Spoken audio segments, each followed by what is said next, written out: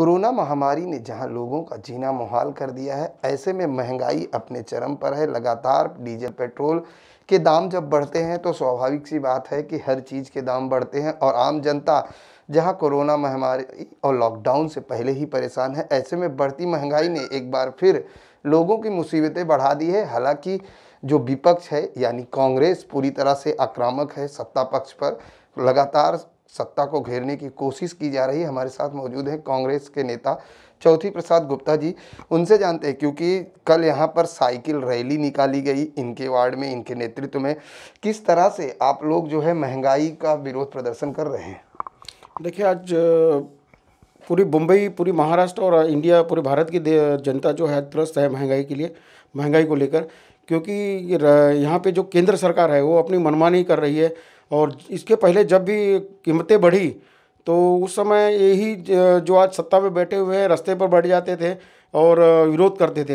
लेकिन आज उनके राज्य में आज पिछले 7 सालों से जो जिस तरह से महंगाई बढ़ी है वो कई गुना बढ़ी है। आज पेट्रोल के दाम देखिए रोज़ बढ़ते जा रहे हैं और पेट्रोल के दाम बढ़ने से क्या होता है, इसका पूरा इफेक्ट पूरे कारोबार पे पड़ रहा है। आज लोगों को रोज़गार नहीं है। जो ये बंद का जो माहौल चल रहा है इसमें लोगों के पास रोज़गार नहीं है। उसके ऊपर से महंगाई की जो भार है लोगों की कमर तोड़ रही है। आज कांग्रेस पार्टी का एक दायित्व तो बनता है कि जनता का जो आवाज़ है, हर जनता, सारी दुनिया की जनता रोड पे नहीं आ सकती, लेकिन कुछ जो चाहने वाले हैं, जो पार्टी के, हमारे कांग्रेस पार्टी के लोग हैं, जैसे हमारे मुंबई के अध्यक्ष भाई जगताप जी, चरण सिंह सप्रा जी, असलम शेख जी और मुंबई के जितने भी हमारे कांग्रेस पार्टी के पदाधिकारी हैं, हमारे जिला अध्यक्ष, ब्लॉक अध्यक्ष और सभी लोग इस जनता की आवाज़ को लेकर जनता के बीच में जाकर और इस केंद्र सरकार को बताना चाहती है कि कम करो ये महंगाई, और इस महंगाई का भार सब पे पड़ रहा है। इसलिए हम लोगों ने पिछले दिन एक साइकिल रैली भी निकाली ताकि जो दिल्ली में सरकार बैठी, नरेंद्र मोदी की सरकार और भारतीय जनता पार्टी की सरकार, उसको पता चले कि आप जो कर रहे हो वो गलत है, जनता के साथ नाइंसाफ़ी है। ये तो बात की जाए महंगाई की, लेकिन चौथी जी बिजनेसमैन भी हैं। उन जिस तरह से लॉकडाउन की अगर बात करें तो लगभग 1.5 साल के ऊपर निकल गया लॉकडाउन। लोग पूरी तरीके से परेशान हैं क्योंकि बिजनेस ठप हो चुके थे, नौकरियां जा चुकी हैं। ऐसे में अगर बिजनेस की बात करें तो कितना इफ़ेक्ट पड़ा है बिजनेस में? हालांकि अब सरकार ने लॉकडाउन में थोड़ी राहत दी है, ढील दी है और कहा है कि व्यवसायियों के लिए सरकार कुछ करना चाहती। क्या लगता है कि व्यवसायियों को राहत मिलेगी अब इस ढील में? इस ढील का तो पता नहीं है, लेकिन एक मैं बताना चाहूँगा कि आज पिछले 2 साल, आप 1.5 साल बोल रहे हो, मैं तो बोल रहा हूँ 2 साल से, जब ये भारतीय जनता पार्टी की सरकार जब बोला कि ये कोरोना है, कोरोना पिछले 19 में आई थी, लेकिन उन्होंने बंद जो ऐलान किया हो मार्च के बाद 2020 में किया, तो पिछले 3 महीने जो थे उसमें उनको कोई तकलीफ नहीं हो। यही केंद्र में बैठे हुए हमारे नेता राहुल गांधी जी ने कहा था कि ये कोरोना महामारी बहुत भयंकर बीमारी है, तो उसका उन्होंने मजाक उड़ाया था। यानी कि जो सरकार में बैठ के उसका मजाक उड़ाए, आज उसका फ़ायदा उठा रहे हैं। इन्होंने जो बंद का ऐलान किया, बंद का ऐलान करते समय कोई केंद्र सरकार ने किसी तरह का कोई तैयारी नहीं किया कि लोगों पे इसका इफेक्ट क्या होगा। पिछली बार आपने देखा कि जनता पैदल चल के जा रही थी, लोग भूखे मर रहे थे। कोरोना एक तरफ था, लेकिन लोगों को जो बर्दाश्त करना पड़ा, जो जिस तरह का माहौल बन गया, पीड़ा झेलनी पड़ी, ये काफ़ी दुखदायी था। और जो हमने देखा, हम लोगों को भी दुख हुआ। और उसके बाद जहाँ पे केंद्र सरकार है वहाँ पे कोरोना में कोई तकलीफ नहीं है, कोरोना से चल रहा है सब कुछ। लेकिन जहाँ पे केंद्र की सरकार नहीं है, जहाँ पे दूसरी सरकार है कोई, जैसे महाराष्ट्र में आज कांग्रेस के नेतृत्व में शिवसेना राष्ट्रवादी की सरकार है, तो यहाँ पे ये कोरोना महामारी को लेके काफ़ी प्रभाव, मतलब एक दबाव बना के रखे हैं और जनता को इसका असर भोगना पड़ रहा है। आज यहाँ पे सरकार काम कर रही है, महाराष्ट्र की सरकार काम कर रही है, लोगों को टीका देने का काम कर रही है। उसमें भी इन्होंने टीका भी आज मतलब दोगलापन कर रहा है दिल्ली की सरकार, टीका भी पूरी तरह से लोगों तक नहीं पहुँच पा रहा है। उसके अंदर ये जो लॉकडाउन में, इसमें जो बच्चों के, जो लोगों की नौकरियाँ थी, जो 1 लाख 1.5 लाख 2 लाख की नौकरियाँ पैकेज था, आज वो बेचारे घर बैठे हैं, उनकी फैक्ट्रियां बंद हो चुकी है। आज लोकल जो गरीब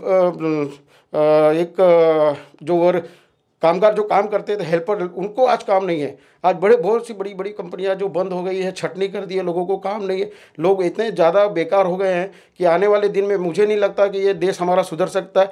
हम लोग पिछले 25 साल, 7 सालों में इस सरकार की वजह से पिछले 25 साल पीछे चले गए। इस तरह का हालात है। 25 साल पीछे चले गए। राजनीति छोड़कर अगर बात की जाए एज ए बिजनेसमैन, क्या कहेंगे कि पहले कितने वर्कर थे, अभी आपके बिजनेस पर कितना इफेक्ट पड़ा है? काफ़ी असर पड़ा है। आज क्या, जिस तरह से इन्होंने पाबंदियां लगा रखी है, उसमें क्या हो रहा है कि दुकानें खुल नहीं रही है। दुकान जब नहीं खुल रहा है तो खरीदार नहीं आ रहा है, खरीदार नहीं है, दुकान में माल नहीं जा रहा है, तो इसका इफेक्ट सीधे सीधे फैक्ट्री इंडस्ट्रीज पे पड़ रही है।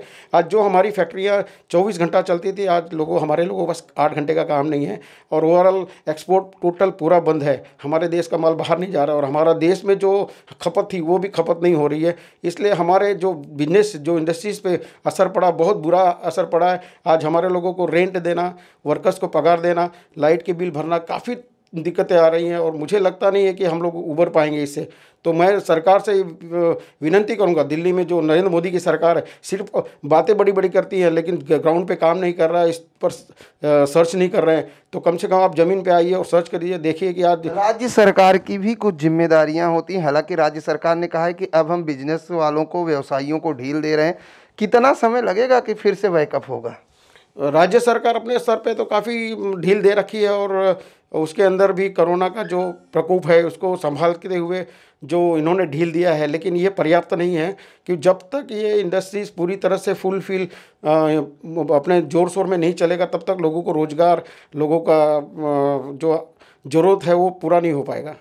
कोरोना की दूसरी लहर भले ही धीमी पड़ चुकी हो, सरकारें कई राज्यों में लॉकडाउन के आंशिक रूप से छूट देने की बात कर रही हैं, लेकिन जो बिजनेस ठप हो चुका है, लोगों के पास पैसे नहीं हैं, तो इसलिए आज ढील देने की कोई मतलब नहीं है, क्योंकि बिजनेस पूरी तरीके से, बिजनेस का जो जब तक फुल फ्लेश खुलेगा नहीं, तब तक लोगों के जो बिजनेस हैं, जो व्यवसाय हैं, वो पूरी तरीके से फिर दौड़ने नहीं शुरू करेंगे, क्योंकि कोरोना महामारी और लॉकडाउन से लोगों को की जो कमर है वो पूरी तरह से टूट चुकी है। महंगाई के साथ साथ लोग अब अपनी जीविकापार्जन की तलाश में तेज़ी से भाग रहे हैं। जैसा हमने देखा कि जैसे ही लॉकडाउन में थोड़ी ढील देखी गई, मुंबई की सड़कों की बात करें, लोकल ट्रेनों की बात करें, हर जगह लोगों की भीड़ बढ़ चुकी है। लोग घरों से निकल चुके हैं, क्योंकि सबके घरों पर जो जीविकापार्जन है, रोज़मर्रा की जो ज़रूरतें हैं, उसको पूरा करने के लिए लोग भाग दौड़ रहे हैं, क्योंकि लॉकडाउन से लोग त्रस्त हैं। कैमरामैन देवानंद सिंह के साथ प्रदीप शर्मा, IN24 न्यूज़, मुंबई।